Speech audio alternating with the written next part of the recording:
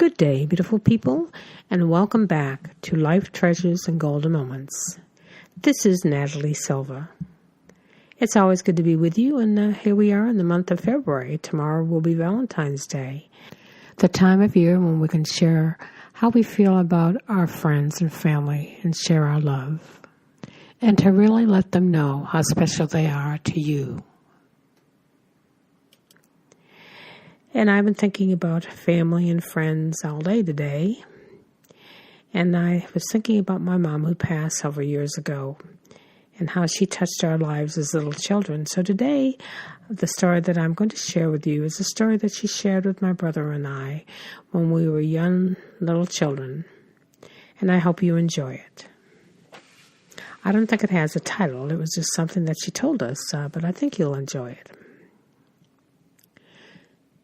When I was a little girl, my mother would always read to my brother and I every day and tell us beautiful, wonderful stories. Many of the stories she shared were fables. And being that she was a very spiritual lady, many of the stories she shared with us were taken from the Bible. Beautiful, wonderful, and memorable stories which forever remain with my brother and I. On one cold and dreary afternoon, when the rains would not stop, which kept us from outside playtime, she sat us both on her lap and told us the most beautiful story of a little boy who lived on a farm with his mom and his dad. They were very, very poor and had to work on the farmland each day, working the soil and planting crops from sunrise to sunset to help make ends meet. The little boy was very young, but each day he would be at his father's side, helping in any way a boy so young was able. As he worked, he noticed a beautiful cottage way up on the hills, a far distance from where they lived. The windows from the house on the hill sparkled with gold, and he imagined how wonderful it would be to live in this beautiful house with the golden windows, how everything would be perfect. There would be plenty of fancy clothes and no lack of food and no having to work hard. He looked around his own house and wished that his house had golden windows too. He made a promise to himself that one day he would journey to the beautiful house on the hill to see what it was like. The very next day, the boy's father told him that he had been doing such a good job helping him that he wanted to give the boy a day off, just to rest and to play. The little boy went back to the house, fixed a sandwich, and found his favorite toy, and he packed them in his knapsack and set off for the beautiful house on the hill with the golden windows. He walked for a long time, and the journey took longer than he thought, and the sun was starting to set. He quickened his pace, and as he reached the top of the hill, he saw a cottage just like his own home, only smaller and more run down. It was tattered and worn, and the shutters were falling off of all the windows, were ordinary and not golden at all.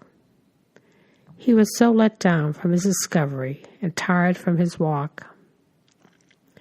Just about then, the cottage door opened, and a kind old couple asked if they could be of any help to him. He shared his story with them about his journey, but by then it was dark and too late for the journey back to his folks' home. So the kind couple invited him in, fed him supper, and gave him a bed for the night.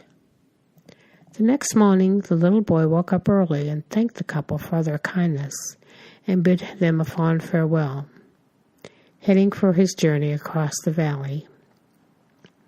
As he looked down the hill and across the valley to his home, there it sat, with the sun shining upon his home, with the most beautiful golden windows he could ever imagine. I guess I'll always remember this special story that my mother had shared with my brother and I. And sometimes you can even relate it to the grass is always greener.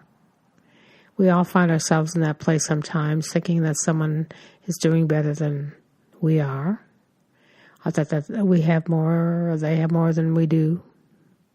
But all we need to do is to look within our own lives and be thankful for the blessings that we have, the love that's within a place, the people that surround you, and let them know how much they are loved and how special they are.